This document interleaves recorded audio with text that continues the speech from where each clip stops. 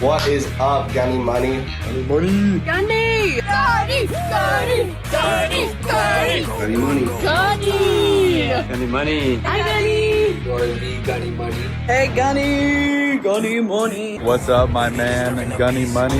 Everybody knows Gunny Money. Hey, Gunny Money. Gunny Money. Gunny Money. Oh!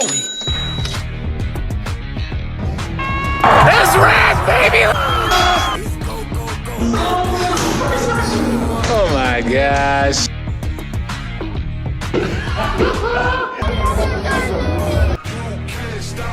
Adventures out there! Gunny Money. Listen to the dub. Let's go! Throw the deuce.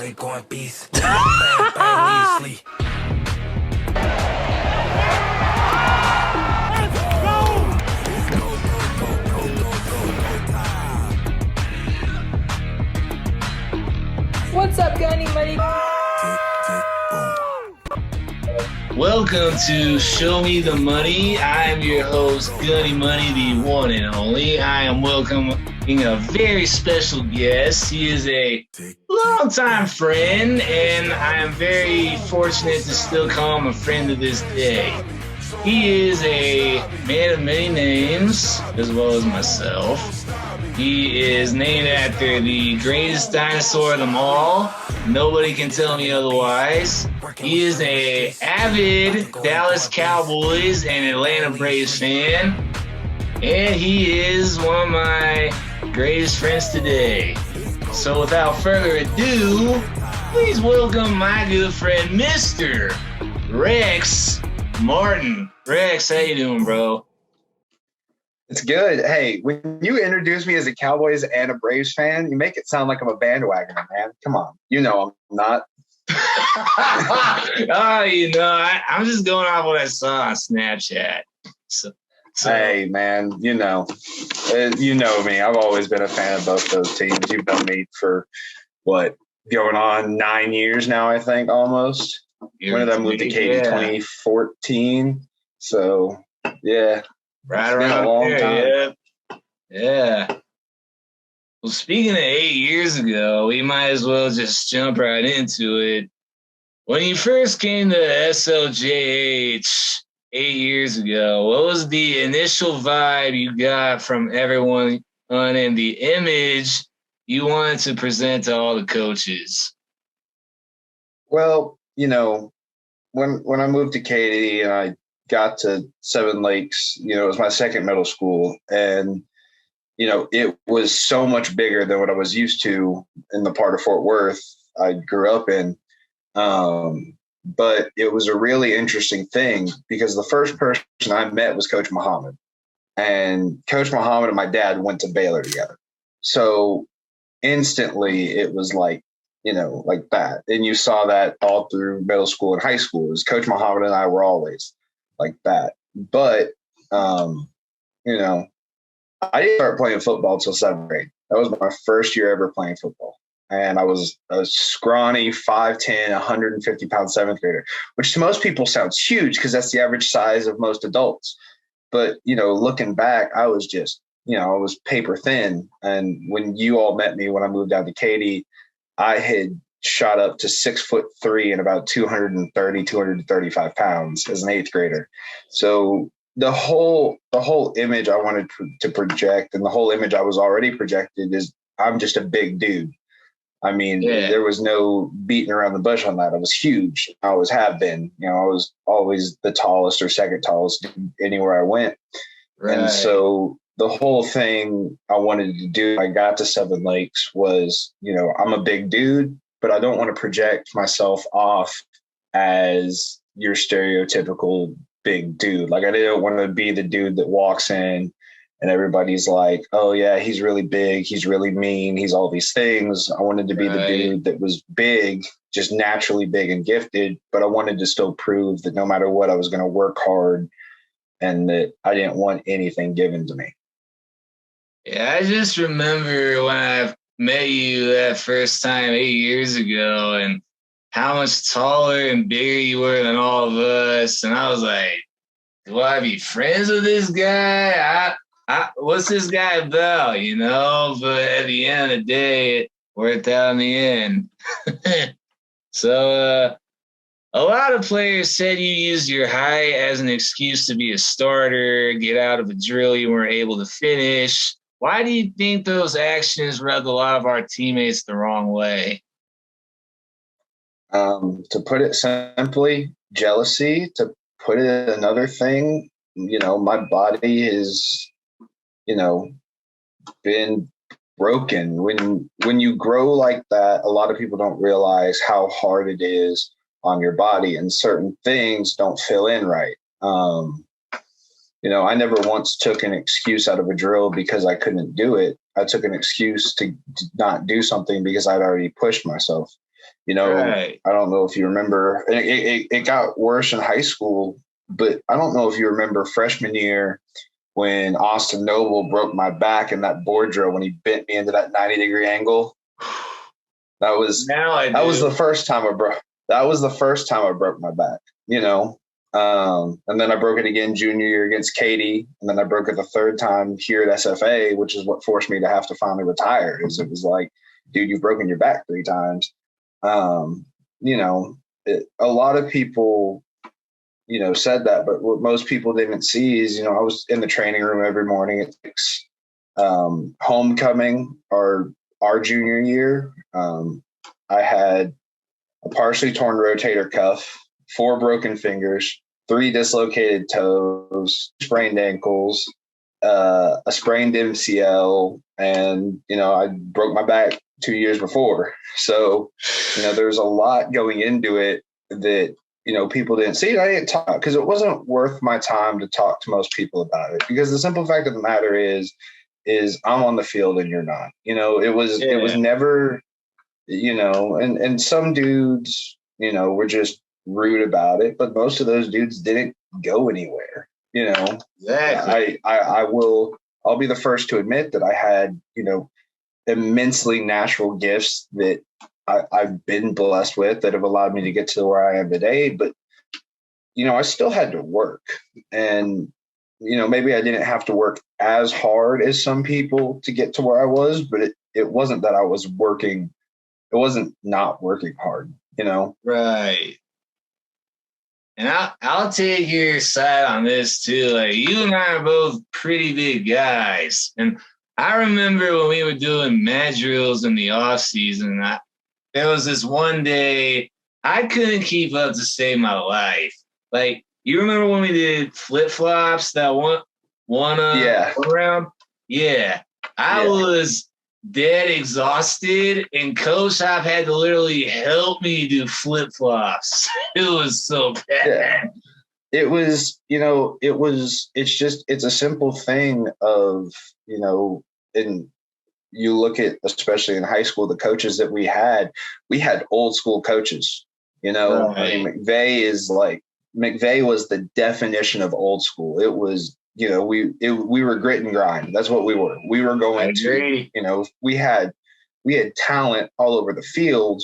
But at the same time, you know, we had a 5-star quarterback in Jalen, and we had a 5-star defensive end, and we had all these things. But the whole mentality of the team was always, we're going to just line up and bully you.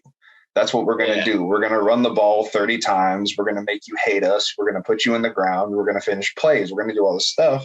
And it really translated into the off season. And that's how we trained in the off season. But what people back then didn't realize is that, you know, everybody fatigues at a different point.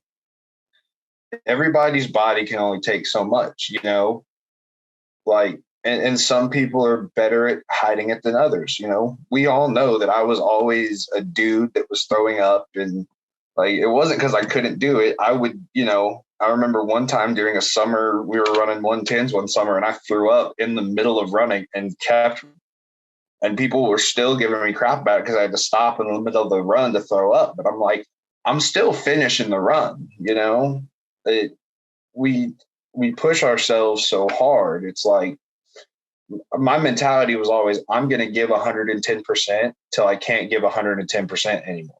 And then when I wasn't giving 110% anymore, that's when people started looking at me funny. And that always just rubbed me the wrong way. But, there's a reason some people are still living back home, and, you're back in Utah now, and I'm here and I'm living on my own. I pay my own rent, and you see that, like, you see the guys now, especially, you see a lot of people who didn't do everything they were supposed to do, or spent more time trying to bring other people down to make themselves look better. And they didn't go anywhere.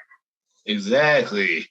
Like, we're not perfect. Nobody is. But if you give it your best shot, then that's all you can really do. To add on to that, do you feel certain players on the team or in the program had it out for you? Why or why not? I think so. And a lot of those guys left after sophomore and junior year.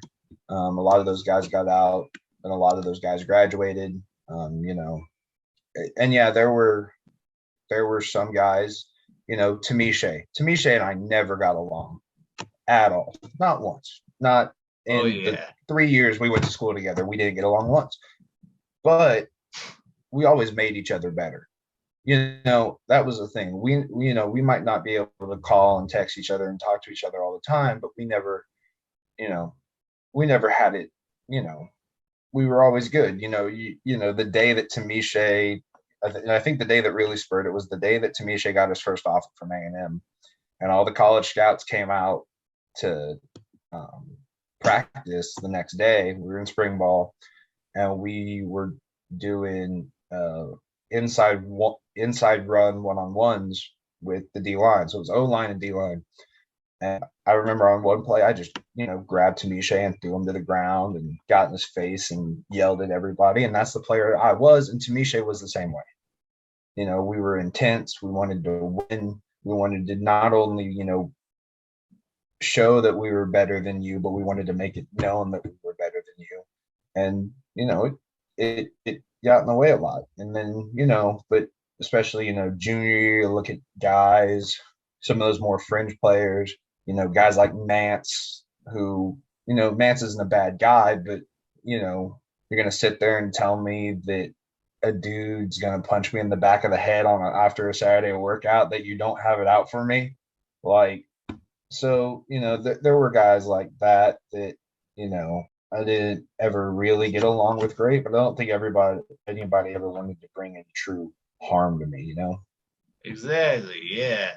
Like, there was not one time I don't remember that you and Tamisha were always nose to nose. And that was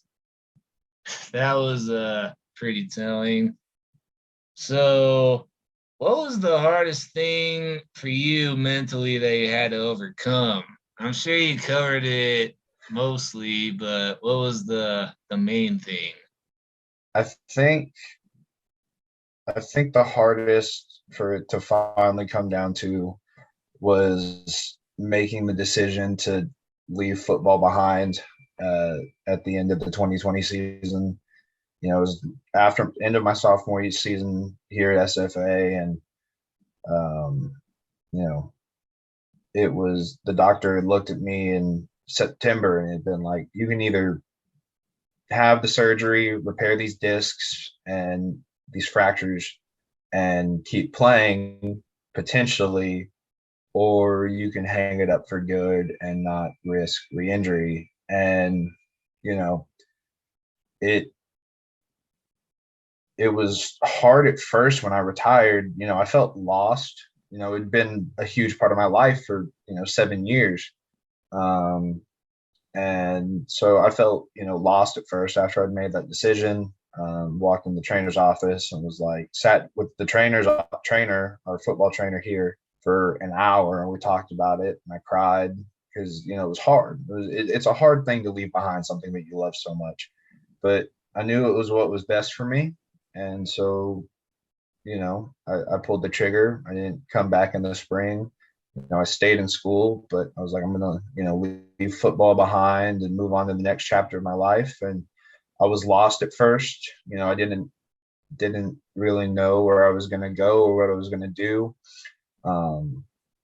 I started, and then, you know, I found my passion. I got back into, you know, passions that I'd had in high school and junior high. I mean, I was always the dude that had the jeans and the boots on and, you know, the backwards hat. And, you know, luckily being here at a state school like this, we've got a hell of an agriculture. Can I say that? I know this is going to Utah, but,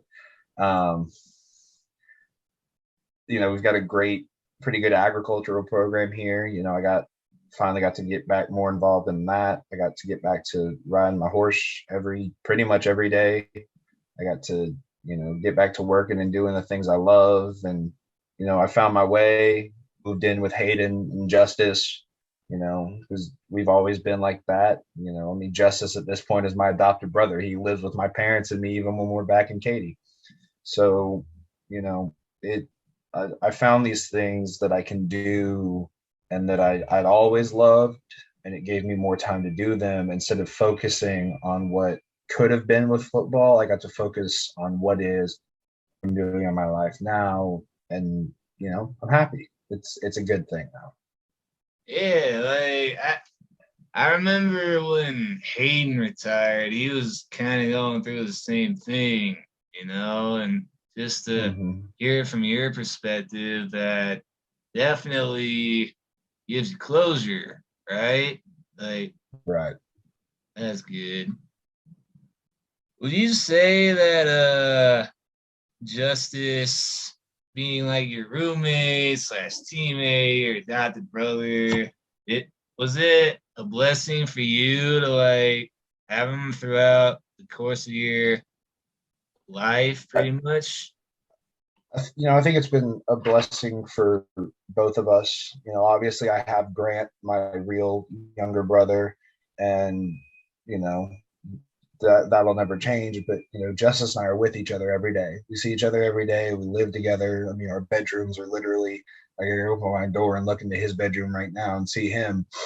And so, you know, him being around and in my life like that has always been a great thing, because we talk about everything. You know, we can tell each other everything we want to. And, you know, it's always been a good thing for the both of us, because we get along so well. We lead, you know, we do the same things. We play the same video games, listen to the same music, talk about the same stuff. And it's always been, you know, it's been a great thing ever since then. You know, we lived together during COVID when we were working for my dad. Hayden practically lived with us too during that whole time. And, you know, that's part of what pushed us all to move in together when Hayden transferred to SFA, was all that. That's great, dude. So, yeah, that is pretty much it.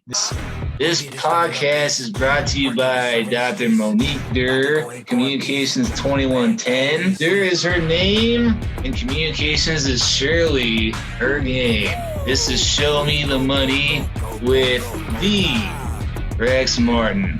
Rex, thanks so much for having me, man. Hey, it was great catching up. All right, brother. Thank you very much. Great talking to you. You too, bro.